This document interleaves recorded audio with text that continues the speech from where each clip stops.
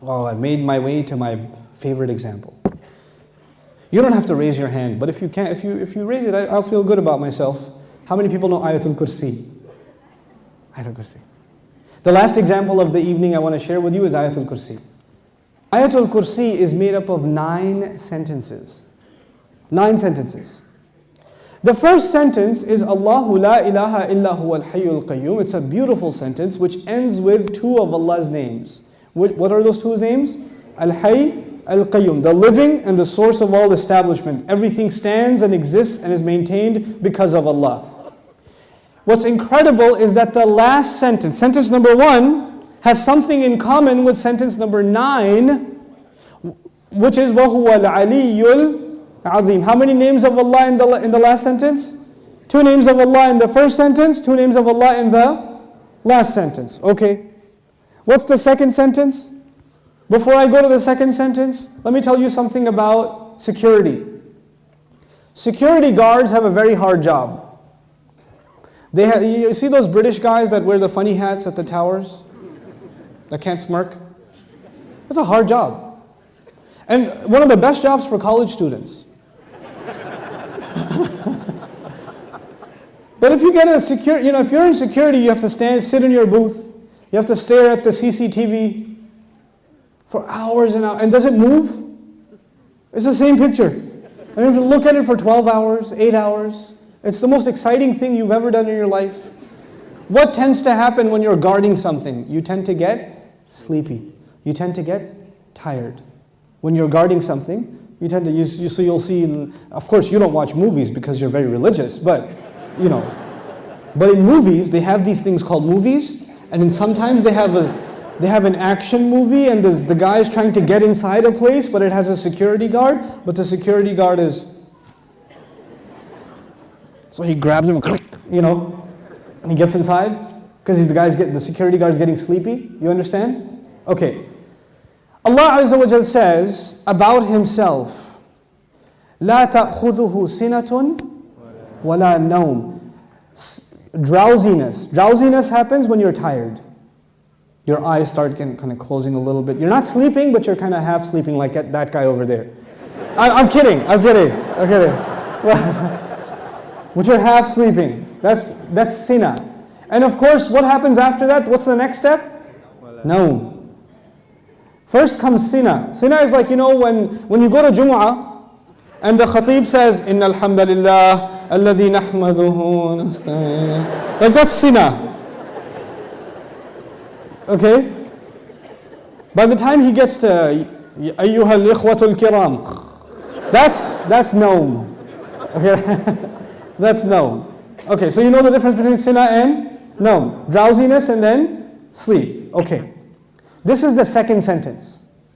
The second sentence is, these are things that creation has. Creation gets tired and it starts getting drowsy and eventually it falls to sleep. Or sometimes you tell yourself, no, I'm just closing my eyes, but I'm not sleeping. Okay, let me just close my eyes for a second. You're gone. You're finished. Okay? Now here's the thing. I know something about sina and noam because I'm a teacher by profession. Right? So being a teacher is, you might as well do a PhD in sleep sciences or sleep studies, because you see students like, how people check out of a hotel? You can see their brains checking out, like in the middle of a lecture, like.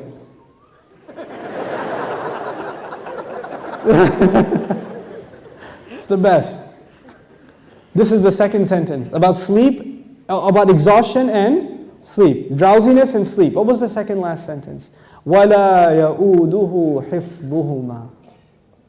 Guarding the skies and the earth does not exhaust Allah. When someone's exhausted, what do they get? Sina and noam. The second sentence is actually connected to the second last sentence. لا تأخذه سنة ولا نوم ولا يؤوده حفظهما. He says, له ما في السماوات وما في الأرض. He owns whatever is in the sky and the earth. Now before I tell you further, you need to understand the difference between 2 words, 2 names of Allah, Malik and Malik.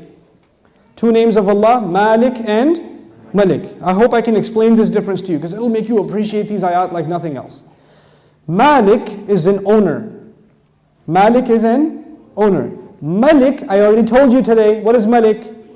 King. Is there a difference between a king and an owner? Yes. You are the owner of your pen, but you do not say, I am the royal sovereign of this ink pen. You don't do that. That doesn't make a lot of sense. You understand? Owners can be of small things. You can own a car, you can own a computer, you can own a phone, but you're not going to be the king of it. Kingdom is used for big things. Here's another problem. Ownership is about property. It's about property.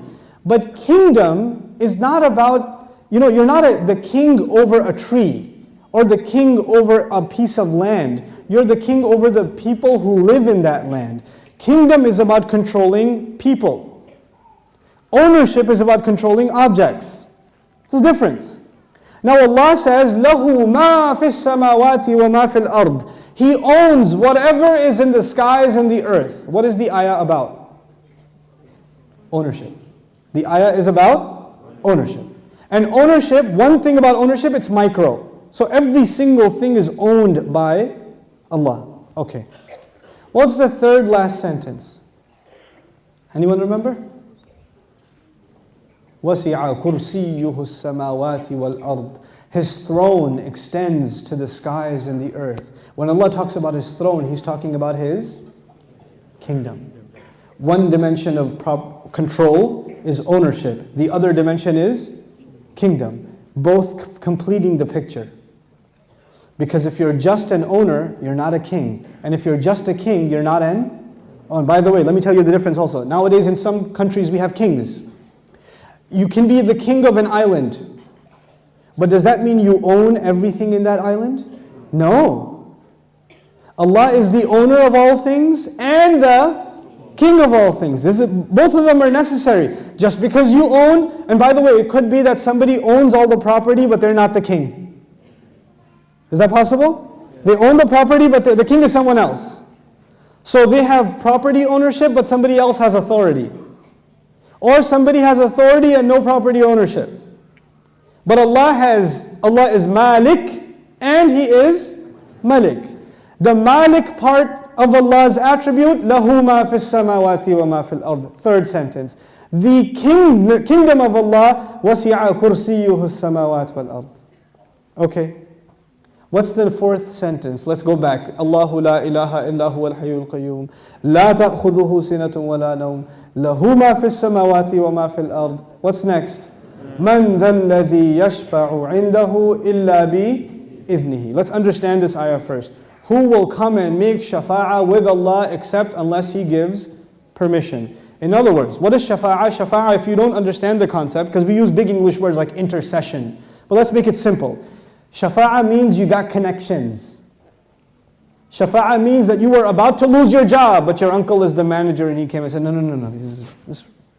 he's with me. Okay, Balo. He's good. That's shafa'ah. On Judgment Day, we are in trouble possibly, and then somebody comes and says, no, they're with me. They're with me. Go easy on them, please. We beg Allah Azza wa Jal to qualify us for the shafa'ah of Rasulullah sallallahu alaihi wasallam. And Allah says, nobody will come for you. Your uncle, your cousin, your dad, your mom, your boss. You're not going to come for you on Judgment Day and say, Ya Allah, actually he's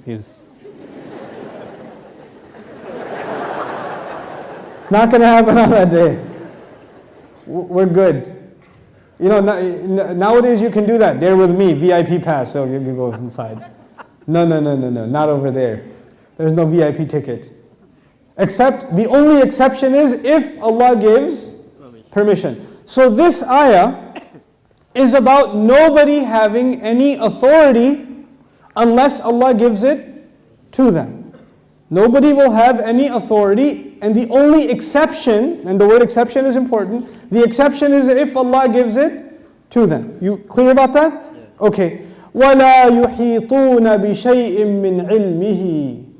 They know nothing, they can control, they encircle nothing of His knowledge. إِلَّا, except بِمَا شَاءَ. The fourth sentence and the sixth sentence are both about a statement about Allah and the only exception. The statement was, nobody has authority to make a case except whoever Allah gives permission. They have no knowledge except whoever He wants to give knowledge to. Otherwise they know nothing.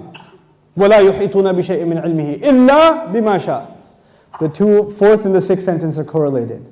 The first and the ninth, the second and the eighth, the third and the seventh, the fourth and the sixth. What's left? Middle sentence? Yes.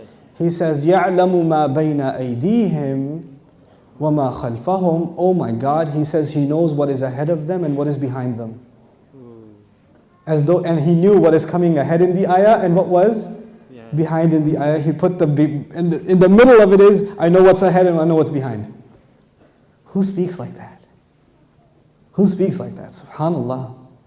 The way in which Allah talks, the way in which Allah delivered this speech. And I want you to be cognizant of a fact. The fact is, we now read the Quran as a book. We read it as a text. We say sentence number 1, 2, 3, 4, 5, 6, 7, 8, 9. Did the Sahaba do that? Did the Rasul himself, sallallahu alayhi wasallam, says, look at sentence number 1 and sentence number 9 and 2 and 8 and 3 and 7? No, because he was just what? Speaking. He was speaking the Quran. We are able to see these things when they're put in writing. The Quran was so perfect when it was being given in speech. And which has more possibility of mistake? When you write something or when you say something?